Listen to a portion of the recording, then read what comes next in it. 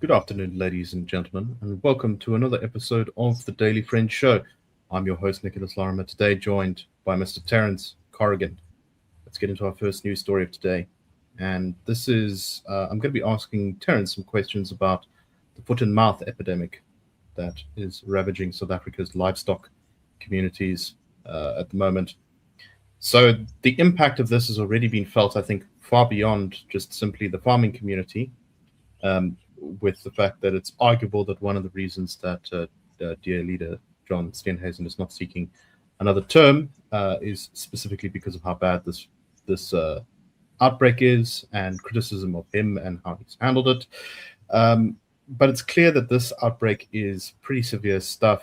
I believe it's one of the biggest ones we've had in many, many decades, and it's very much seems to have broken through all of the barriers that were previously in place to kind of control the spread of foot and mouth disease. Now, for those who don't know, foot and mouth disease is this viral infection that causes, I think it's sores and lesions on the soft parts of animals, on their hooves, on their mouths, obviously, and also on, like, for example, the udders of cows. Sometimes this is so awful for the animals, they need to be euthanized. Sometimes it just kills them outright. It tends to be younger animals that die directly from this. Older animals do die from it, but not as greatly. So it's a very severe threat, and containing it is of the utmost importance. There is a vaccine for it, although I believe it needs to be re-injected every 6 months. And part of the concern here is that that vaccine rollout program to the animals has not been fast enough. The government strictly controls the sale of those vaccines. So, Terence, just run us through your article. The first question, I guess, is how did we get here? Why is this such a bad outbreak? Well, this has been described as the most severe livestock epidemic that South Africa's ever seen. I would dispute that. I think the rinderpest in the 1890s might have been worse. But as far as foot and mouth goes, no, there's no question. But the worst in a century, let's say. Yeah, no, that I think is quite justifiable. Look, South Africa had foot and mouth was identified in South Africa in the 19th century. There have been flare-ups of it. By about the 1950s, it had effectively been contained to the Kruger National Park, where it is endemic because it lives in buffalo. And South Africa was effectively a foot and mouth free zone. In the 1990s, it was so certified by the World Health Organization, the World Organization for Animal Health. There were periodic outbreaks of it. There was one, and I think it was in 2001 in Camperdown, but they were dealt with. Now the strategy was sort of twofold. First of all, containment, and this was also the sort of first line of defense to keep it from getting into domestic animals. So fences around the Kruger Park, for instance, and when there was an outbreak, the farmers quarantined, adjacent farms are quarantined, everything is tested, there are strict controls on movement. Now that technique worked fairly well. Vaccines were not generally applied because South Africa wasn't seen as a foot and mouth zone. They were used when there were outbreaks to kind of vaccinate an at-risk herd. They might also be used in some of the zones adjoining foot and mouth areas. But what's happened effectively is that all of those control measures are broken down. The barriers around the Kruger Park, for instance, combination of vandalism, poor maintenance, floods, just torn a lot of those, and a lot of the wildlife gets out. For buffalo gets into a commercial herd, that's a very severe problem. You then have the movement of animals that is not taking place with the care that is necessary. And I think that what has happened over the last year now, this South Africa lost its foot and mouth free designation in 2019, has never got it back, and the epidemic we're living through now, I would say, traces its roots back to about 2001. We've never quite got rid of it. It's just that it's blown up badly since sort of the end of 2024, and it's now in every province except the Northern Cape. Northern Cape, I would attribute to very, very large distances. But sort of anywhere where there are concentrations of animals, you can't control game, as one farmer said to me.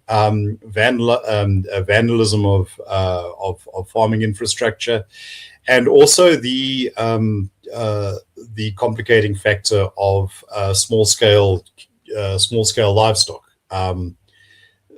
Which often do not meet the sort of the biosecurity protocols that are applied to commercial herds, and that can be a source of a lot of friction between commercial and subsistence farmers.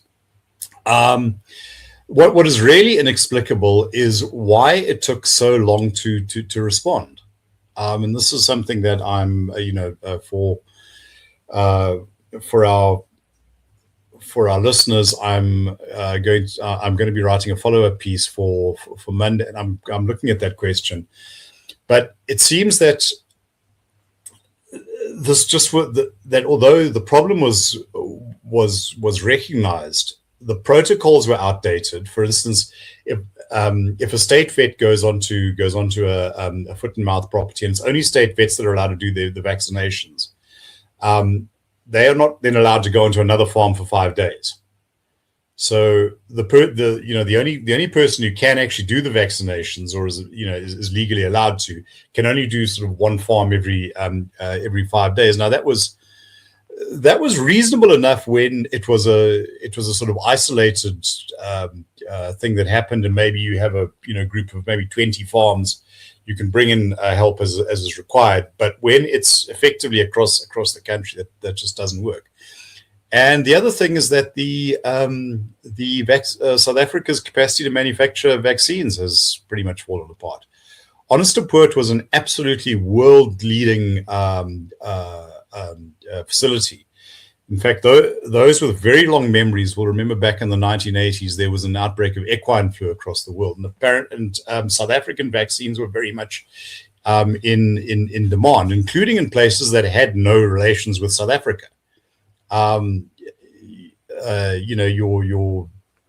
Your horses knew no politics. I don't think I'm not sure the exact number, but I think it's close. It's between 13 and 20 years that Onderstepoort hasn't produced the sort of vaccine. And in order to modernize the facility, which was still using 1960s era technology, 1.2 billion rand was requested. I think they received close to 500 million, and it's not clear what became of that. So, yeah, we've seen there's been some celebration about 12,000 vaccine doses of foot and mouth vaccine that's just been released, and that's good, encouraging. That was on Friday. The Department of Agriculture said that it had resumed producing foot and mouth vaccines. Understand though that we have 14 million cattle in the country.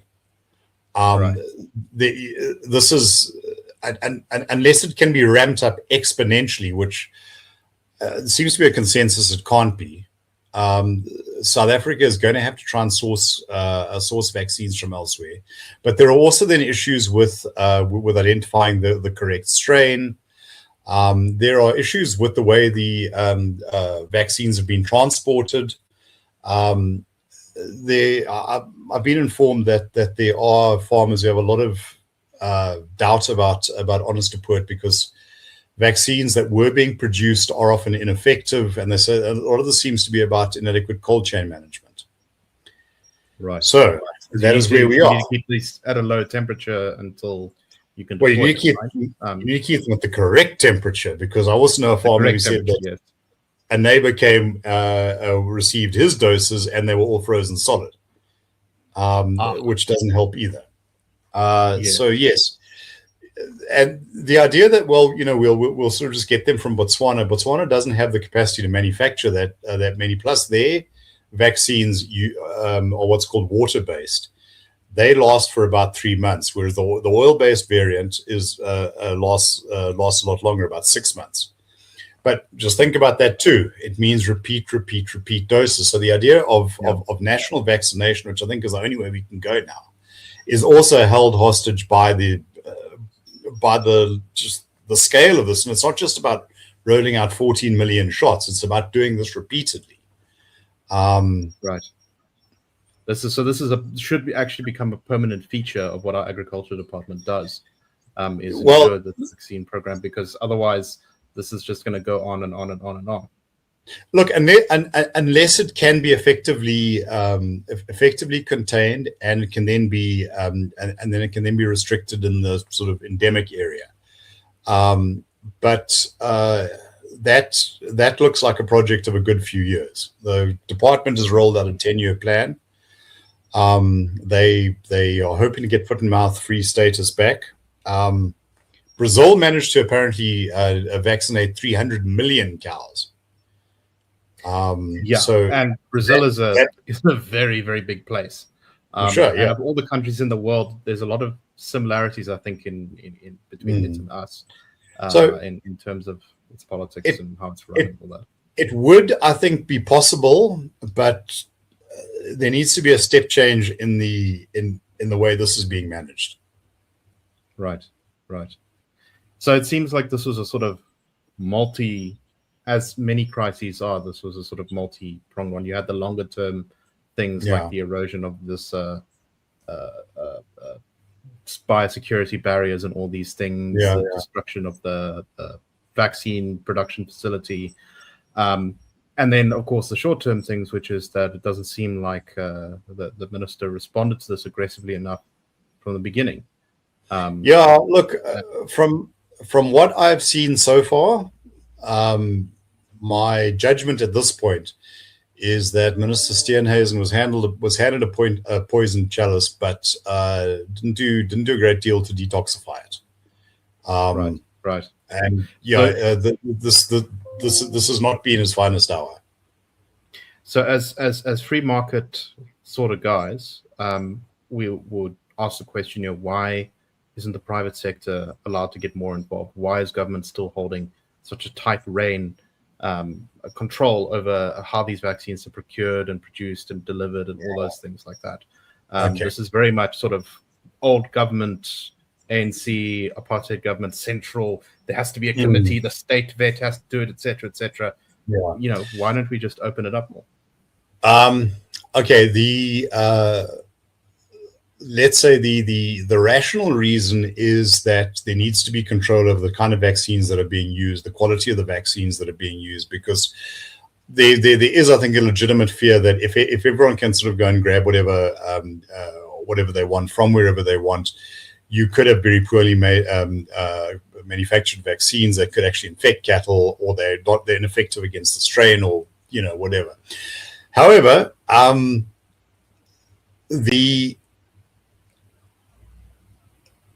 the issue here seems to me to be that the state simply does not have the capacity to manage it on this at the sort of granular level that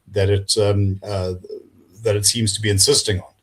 So my sense is state oversight of the quality of vaccines. It's possible. I was listening to Theo Diaga talk about this. You can develop an app that can read a cow's nose very much like a fingerprint, and you kind of barcode the dose against the nose, and farmers can do that for themselves.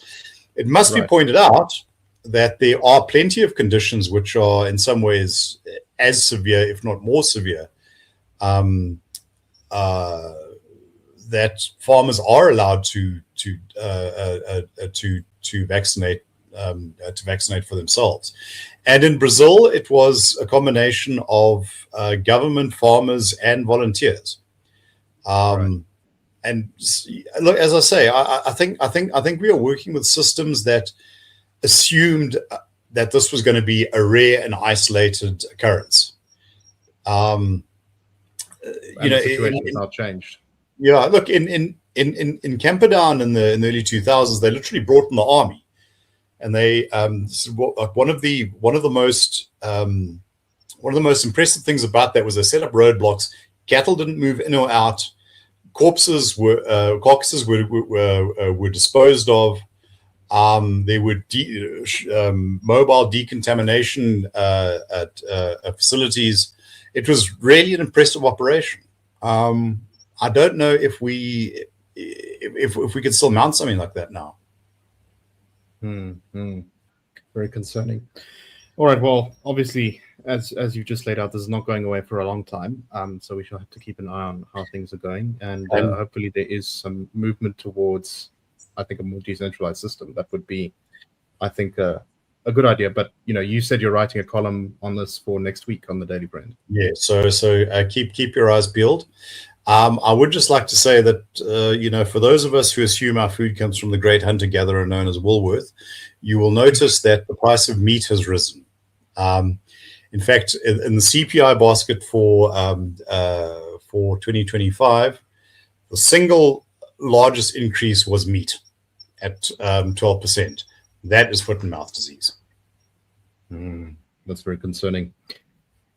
Okay, let's move to something completely different. I saw this news story. I think it was yesterday morning. I'm not entirely sure. But anyway, I saw it and I sort of thought to myself, well, what's going on here? I'm not quite sure because the initial reporting wasn't very clear. Basically, what happened was that King David Linksfield went to play against Roedean School for Girls in a girls' tennis match. And Roedean said, oh, no, actually, sorry, we're postponing it. We're postponing it or we're cancelling it or something. We are all in a mandatory academic geography workshop, something like that. And the response to this from Linksfield was to say that this was a deliberate snub and was effectively anti-Semitic. Now, at first, I was sort of not sure what to make of all this. The details in the reporting were sparse, but more evidence has emerged and doesn't look great for Roedean. So News 24 is reporting that they are in possession of a call between Roedean School's head, Phuthi Mogale, and King David principal, Lorimer Terence, who had a discussion before this incident occurred, which went somewhat as follows. This is before the match. So this all started when the principal of King David said that, quote, our King David first team tennis girls were scheduled to play Roedean this afternoon, the 3rd of February at Roedean, but Roedean has refused to play us because the kids who will be walking onto the courts are Jewish.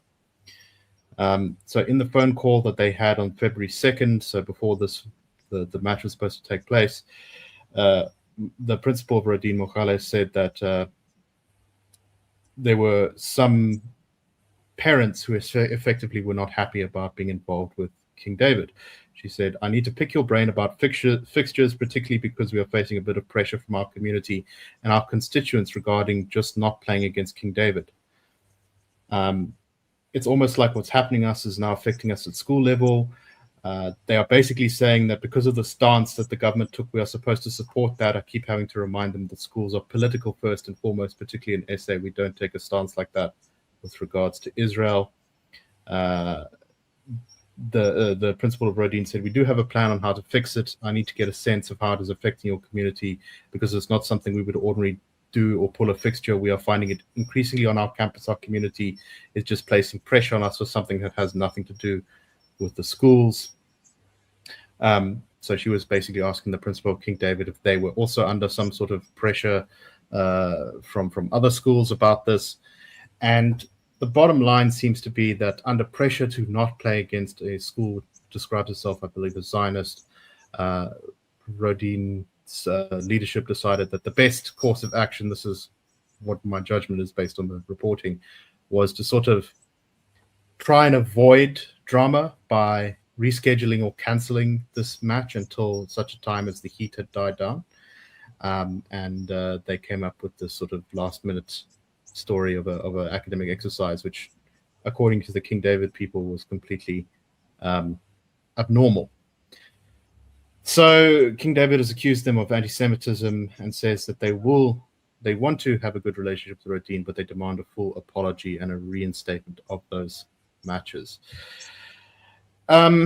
Looks like a small thing on the surface, but I don't know. This has a very sort of ugly current running through all of it. Yes. Terence, what do you make of all this? Okay, well, look, let me say that I came across this on Sunday, and I actually have listened to that recording, which is sort of floating around the internet. It's not too difficult to find.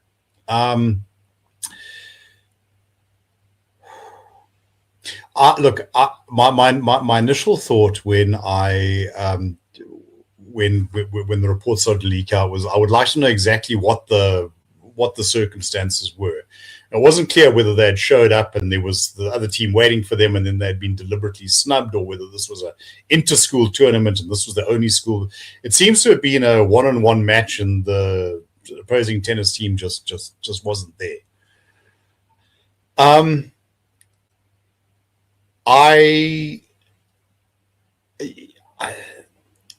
I find the word that I'm sort of reaching for here in Roedean is anti-pluralist, and I think that's it's a very important distinction. It is your democratic right to say that you feel so strongly about something that you refuse to participate for X, Y, Z. Now maybe reasons are good, maybe they're bad. I don't want to get into that, but the idea that the entire school and everyone you interact with must have the same view on a fraught issue. That is very totalitarian thinking. My sense is that they were probably you'll probably find 90% of their students or parents would have no strong opinions one way or the other. But it's the 10% who are sending emails, and like the 2% that might show up and start screaming abuse from the from the side of the tennis court, that I think places Roedean in an invidious position. But I would they say discretion is the better part of valor. I think what we're seeing here is cowardice is the better part of valor. I also found it interesting listening to the Roedean representative. But she said, we've got this cancel culture in our school, and that said something to me, that this is about what in the world before woke was a thing we used to call the heckler's veto. That if you make enough noise, you can shut down you can shut down dissent. Now, I would say that King David is definitely due an apology. Is this anti-Semitic? Well, I'm sure that what we hear is no, we don't have a problem with Jews. We just have a problem with Zionists. Okay, so are Zionists the only group you have a problem with? If for instance, tennis team from Shanghai wanted to play against you, would you demand that they denounce the Chinese government, or would you simply ignore the email? If Roedean was sending or receiving an exchange program to the United States, would they require a declaration that you abhor ICE? If there are children from Zimbabwe, do they have to prove that they are not ZANU-PF supporters? And for those in South Africa, does everyone get to undergo a forensic audit to prove that no member of their family benefited from state capture? These are what I'm getting at here is, if you want to take that sort of moral position, the moral position must be consistent. And Yeah. when one only applies it to one school on one issue, I do smell something that has, shall I say, something less than the odor of sanctity about it. Yeah. No, this whole episode does not seem like a profile in courage from Roedean based off of what we've read in these reports. Yeah, this is. I mean, the response from Roedean was, quote, Roedean has engaged in good faith with King David Linksfield over this matter. We have learned with dismay that a number of these conversations, held with an expectation of ethical confidentiality, were secretly recorded and distributed. This issue will also form part of our investigation. I don't know if that's really the issue here, guys. Look, I don't. Yeah, I don't think it's the issue, but I think that'll be kind of Roedean's fallback position, because they have to try and save face. So we can, you blow up your issue, we'll blow up ours, and at the end, maybe we'll both apologize, or maybe we won't apologize, but we can both walk with our noses held higher. I don't. Yeah, this. I don't think that the sort of refusal to play against the school quite rises to the level of I leaked your phone call, wherein all the principal said was that she was receiving pressure. Surely those exerting the pressure would welcome that acknowledgement. Yeah. Okay, so from my side, I just generally have a skepticism. I went to a fancy pants school. I'm very skeptical of them, and I think that there's something is very wrong if you have the school that's supposed to have all this sort of reputation and principles and courage and pluralism and all these wonderful values that these schools embrace. Is suddenly saying, well, actually, when it comes down to it, we're just going to try and sort of nudge past the issue and pretend like it's not happening and sort of, save face. And it's all about kind of, I don't know how to say it, covering your eyes and just sort of muddling through the problem. Yeah. So, what's the point of paying all that money if that's kind of what you're going to be getting? Diversity has been a big word over the last couple of years. Seems to me it's we like diversity provided everyone believes the same thing. Yeah. And look, I mean, people don't. If people want to express an opinion or whatever, there's something to be said for that. But sort of, wear it on your sleeve then, at the very least, and say this is the reason we're doing it, not sort of muddling through.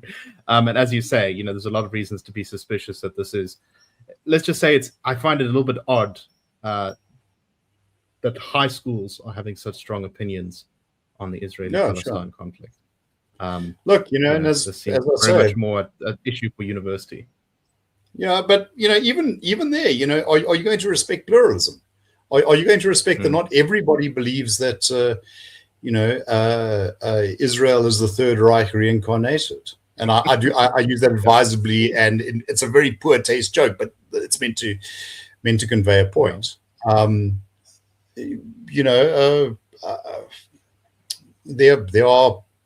I did an interview with some senior academics at UJ a couple of years ago, and I was quite impressed with their story post the transition.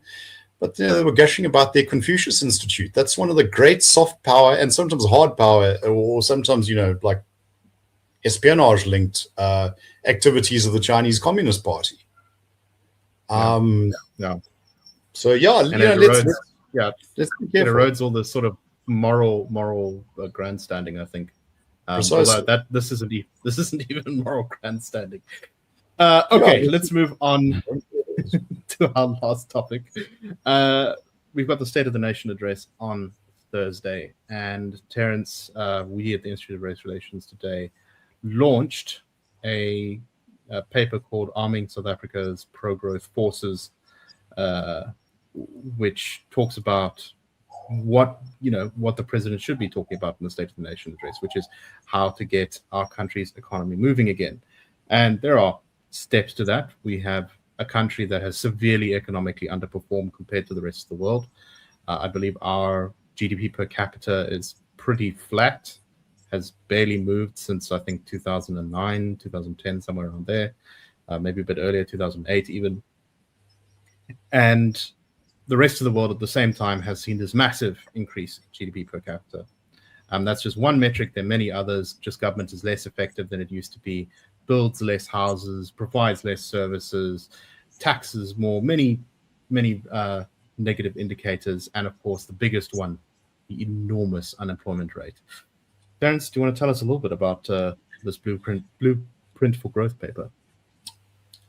South Africa, in the view of the Institute of Race Relations, suffers one great seminal failing, and that has been its inability to achieve a sustained high level of growth. The National Development Plan said 5.4% per annum over a protracted period.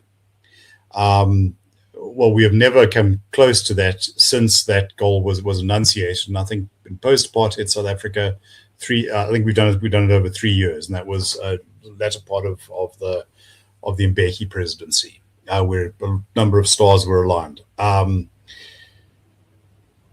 The government's response to this has been to try and ameliorate symptoms through things like social grants, and let me claim my hat here. I'm a bit of a soft pinko on that I think that welfare payments are good, but I also think we have to be able to pay for them, and that's where the problem's coming in. We are rapidly running out of road to do that, and people also want to work. Sort of low wage job is generally going to end up rewarding you better than living on a grant. There are also areas that are holding back growth that just speak directly to ideological obsessions.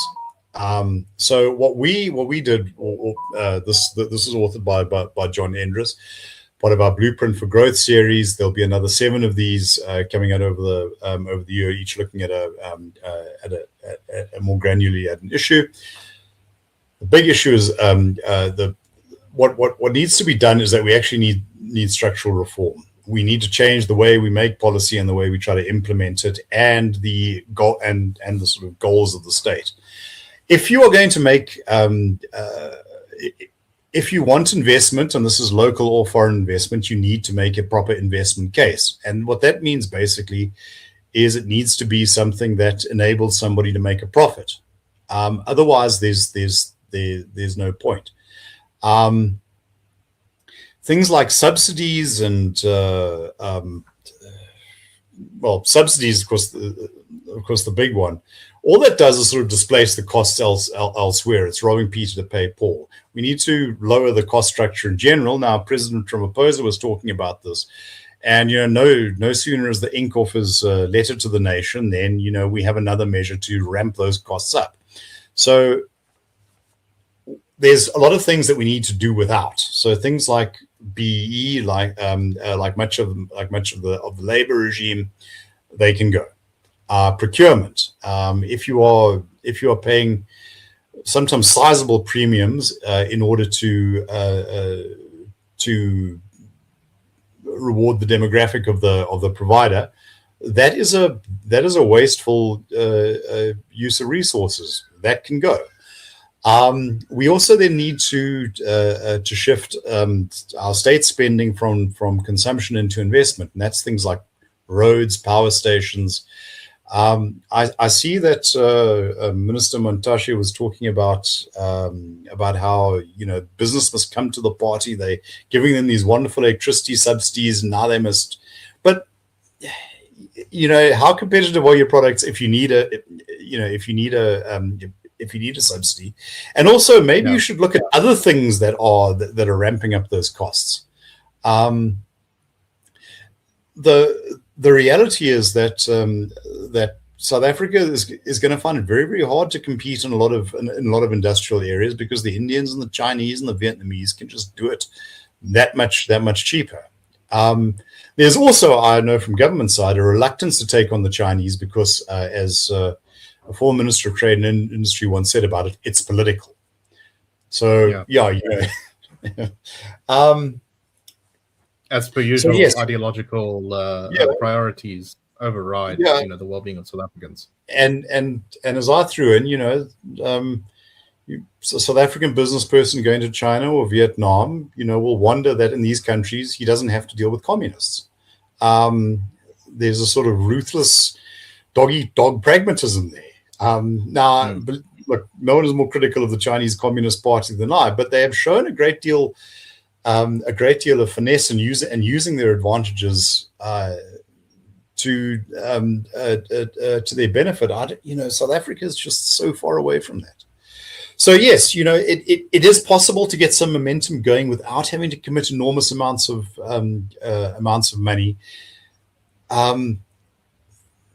Trust more to freedom, and trust and demand a little more efficiency.